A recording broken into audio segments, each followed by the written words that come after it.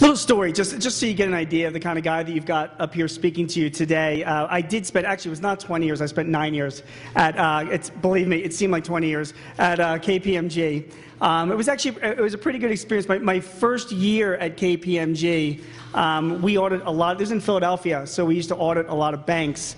And I was sent out, one of my first assignments was to do a cash count. Has anybody here ever done a cash count at a bank before? Yeah, right.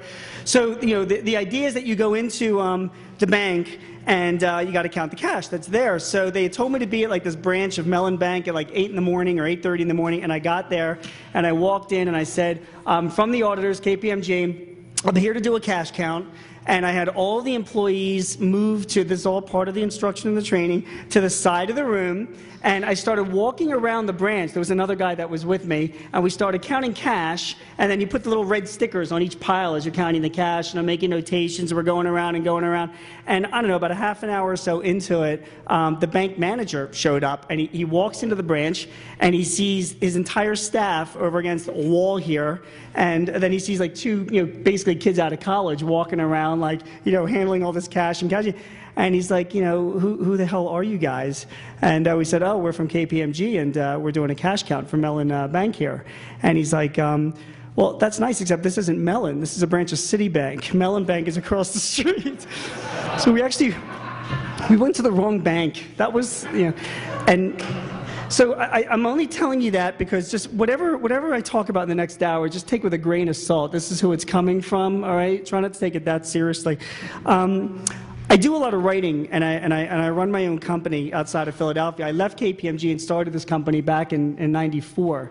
And this recession that we just went through, this big recession, it was really, realistically, it was like my very sort of first real recession that I went through. I always, we've been through others, like 2001 and all of that, and I've got a list of recessions I'll show you in a minute, but it was really sort of the big one for me. And we did okay. We survived it. But, I thought to myself, and I think, all of us sitting here, we are going to see other recessions. That's just a given. So, I kind of went through like a soul-searching process and said, what did I learn from this recession? What did my clients learn? What do other business owners learn? What do we take away from all the things that's happened over the past few years? So when it happens the next time, we know what to do. We know how to react. So that's my objective for today. My objective over the next hour, when I'm done, is that you can walk out of here and you can go back to your clients and you can be prepared for when the next downturn hits. You should be able to say, I've been through this before, and I remember that guy with that stupid cash count story, but I remember I learned a few things from the last recession that I can use in this next recession so I don't lose my mind. So without further ado, I've got a lot of PowerPoints in this presentation, which is kind of unusual for me, but this is one of those presentations I think that really deserves it. A couple things I want to just bring up to attention, and hopefully you can see some of the charts here. The meaning of this chart that I'm putting up right now is this. It basically is telling us that we've been through 22 recessions since the beginning of the 20th century.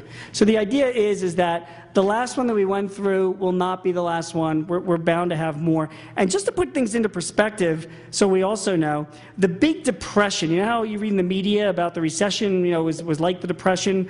That Big Depression in 1929, GNP decreased between 1929 and 1933. GNP decreased 50%.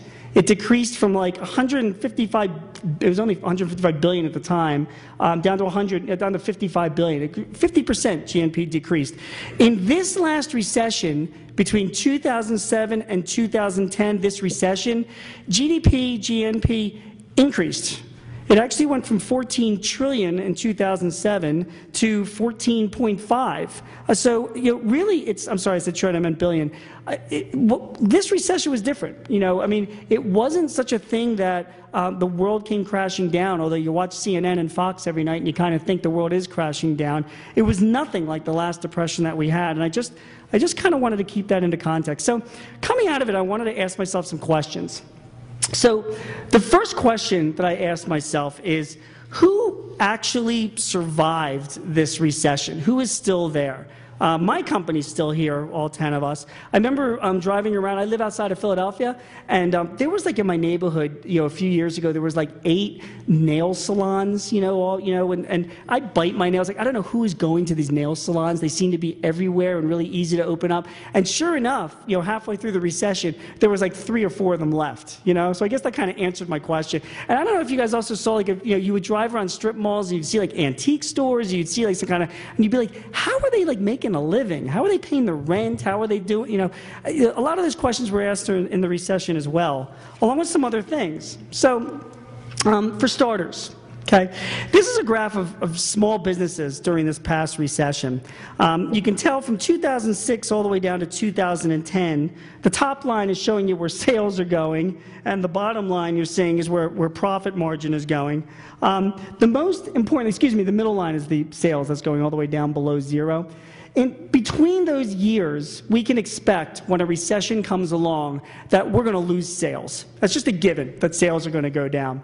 But here's another thing that we're going to also expect. If you see where net profit margin is, that actually increased over the years. Now, that's a mathematical formula, but it's one that's done to keep in mind that even during the course of a recession, when sales start going down, the good business owners still keep their profits generating and keep that net profit margin up.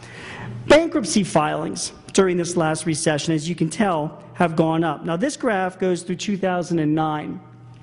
And when I look at 2009, we still don't have the numbers in for 2010, and we still don't have the numbers of businesses that just sort of like went out of business. They didn't even file for bankruptcy, they just sort of disappeared. So that can kind of skew things. But it does tell me a couple of things. Number one is that when you look at this, these bankruptcies here, let me see if I can point it on this screen here. This bankruptcy level in 2009, still below the number of bankruptcies in the 2001 recession, but definitely up. And the other thing to keep in mind is these bankruptcies started back in 2006, 2007. I mean, the writing was on the wall as we started seeing that going up. So a couple things that I learned from there is that business bankruptcies, of course, are going to rise during a recession. And when I see bankruptcies start to rise in the future significantly like this, that's going to give me an idea that a recession is coming and along its way. It was climbing again well before the last time we hit. So who did survive this last recession? Companies that had low overhead. So, we survived. Now, my company sells business software, and about 7, 8 years ago, we used to have offices outside of Philadelphia, and then we closed those offices down, and I took 2 servers and put them in the basement of my house next to the cat's litter box, and everybody works out of their homes, and they go to their clients, so we've had no rent to pay, we've had no utilities, we've had no office overheads. Everybody kind of just works that way. So that may be an extreme example, but the example is that we survived the recession because we really had very little overhead. And the clients that I know, whenever they talk about keeping your overhead low, the clients that had the smallest base of overhead were the ones that weathered through a recession. So I think next time, when the next recession is going to come along, am I prepared? Do I still have a really low base of overhead? Other clients I saw that survived this recession were the ones that were not reliant on one industry or one customer. It's just like that footnote in the financial statement says, if you've got more than, I think, is it 20% or whatever, reliance on one industry or one customer, it's a cause for concern. So auto dealers certainly felt it. Construction firms felt it because they were in that industry. People that their big businesses with firms like Bed Bath & Beyond or Circuit City, they certainly felt it.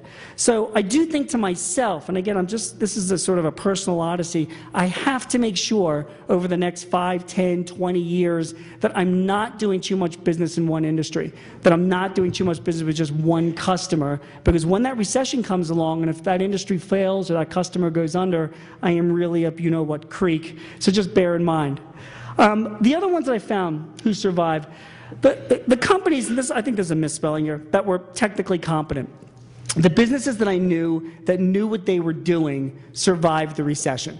And it's funny because, again, in my business, we sell computer software. There were a lot of people that went into my business during like the 2000s, that decade, and they could undercut us on price or on service or whatever. Those were like the first guys to go when a recession actually hit.